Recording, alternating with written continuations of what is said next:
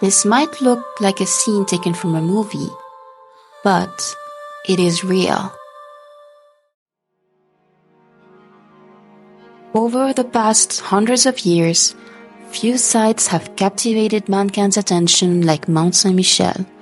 With 3 million visitors per year, the abbey is an icon of French history and architecture. The mount is shrouded in mystery, separated from the mainland by moving tides and a salty grass marsh where salt sheep graze. Welcome to Mont St Michel, a timeless haven where history comes to life before your eyes.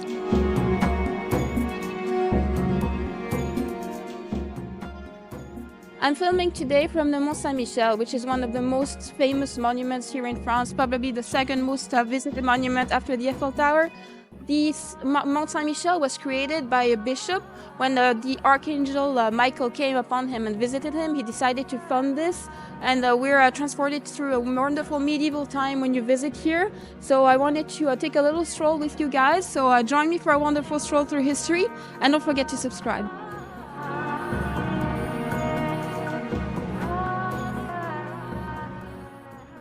Mont St Michel is located 3 hours and 30 minutes from Paris by car. It is not accessible by train. Therefore, when planning your visit, you will need to book a hotel in one of the nearby towns such as Bayeux, Saint-Malo, or Caen. Caen is only an hour by car from Mont St Michel, and it has a rich history, so it will be one of my top choices. Check my video about Caen in the link above.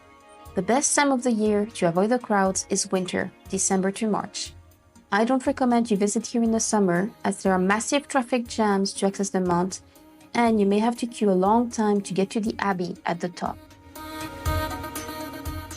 Now that you've planned your visit, let's go over a little bit of history. The long history of Mont St Michel is thought to date back to 708 when, according to the legend, the Archangel Michael, or Michel in French, appeared to Aubert, who was Bishop of Avranches. Who is this Archangel Michael, or Michel, you ask? Saint Michael, head of the heavenly militia, was of great importance to the medieval religious sensibility. In the New Testament in the Bible, he fights and defeats a dragon, a symbol of the devil. To the medieval people who lived in expectation and dread of the hereafter, Saint Michael was the one who led away the dead and put their souls in balance on the day of the Last Judgment.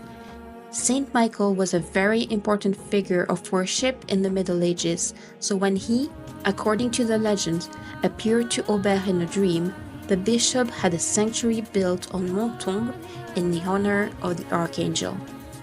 The abbey soon became a major focus of pilgrimage, even during periods of attrition like the 100 Years' War. A village grew up below its walls, and by the 14th century, it extended as far as the foot of the rock.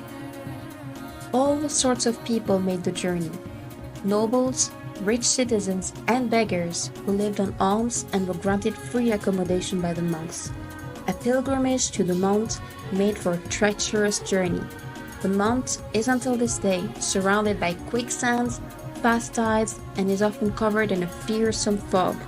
Of the many thousands that crossed the bay in the Middle Ages, some drowned, others died in the quicksands surrounding the mount.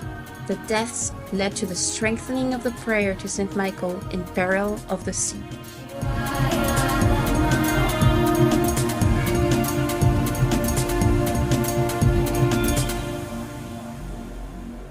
Mont St Michel's abbey was turned into a prison by Napoleon following the dissolution of the religious community during the French Revolution.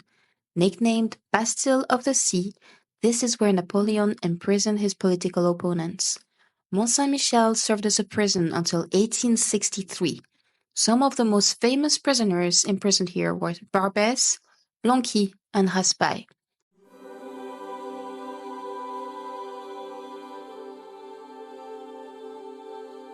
Classified as a historical monument in 1874, it underwent major restoration work.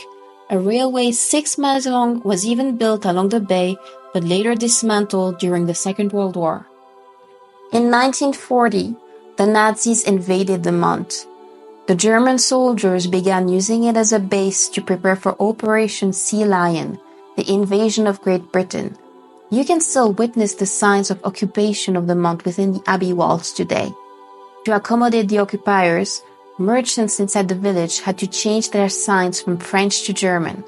Mont St Michel stayed under German occupation until June 6, 1944, or D-Day, the liberation of Normandy by the Allies. The construction of the Mont is an amazing achievement. An example of military architecture, its walls proved an impregnable stronghold during the 100-Year War. Each block of granite that constitutes the Mont were transported from the Chauci Islands in Brittany, then hoisted up to the foot of the building. The crest of the hill was very narrow, so the foundations had to be built up from the lower slopes.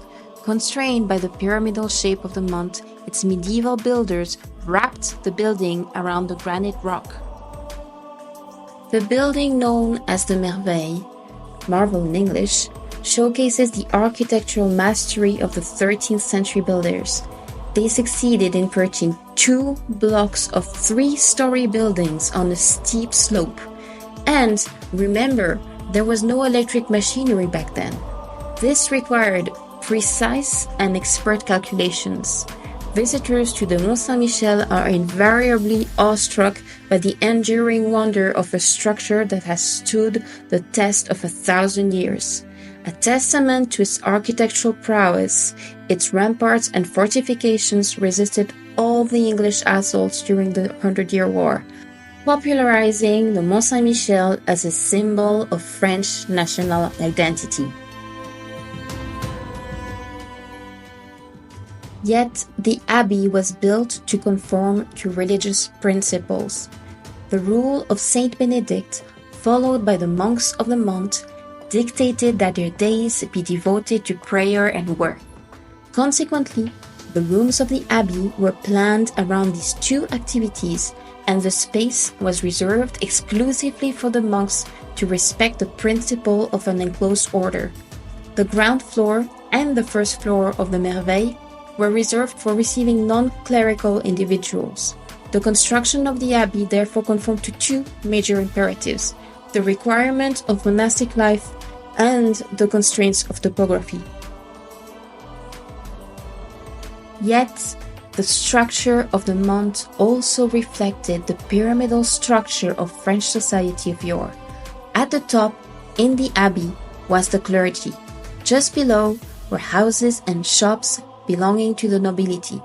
At the bottom of the Mont, and extending beyond its walls, were the homes of fishermen and peasants. I won't go into too much detail about the role of each individual room inside the abbey, but the main rooms you will definitely want to check out are the west platform for the breathtaking view of the Bay of Mont St Michel, the church, a masterpiece of architecture, and La Merveille, the superb Gothic building I mentioned earlier. The abbey also features gardens which make for a very pleasant stroll. Let's go over some last few tips. When visiting the Mont St Michel, make sure that you wear comfortable shoes and you're relatively fit as you will climb hundreds of stairs. Make sure you don't walk around the bay on your own. There are professional designated guides for that. If you go out there on your own, you could fall into the quicksands. Restaurants on the Mont St Michel are very expensive, so it's a good idea to bring your own lunch.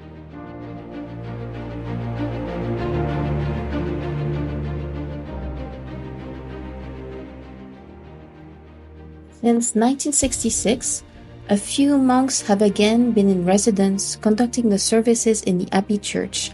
Only 25 people still live on the Mont today. Mont St Michel was listed as a World Heritage Site in 1979. So whether you're a history enthusiast, a religious pilgrim, or simply a traveler seeking adventure, Mont St Michel has something to offer to everyone. Visiting Mont St Michel is an unforgettable journey that will leave you in awe and inspired. Thank you so much for joining us on this stroll today. I really hope that you enjoyed it. Please don't forget to share, like, and comment on this video. Ring that little notification bell if you want to be notified of whenever I post a video. For more travel insights, please don't forget to subscribe, and I will see you in the next video. Thank you so much for watching, guys.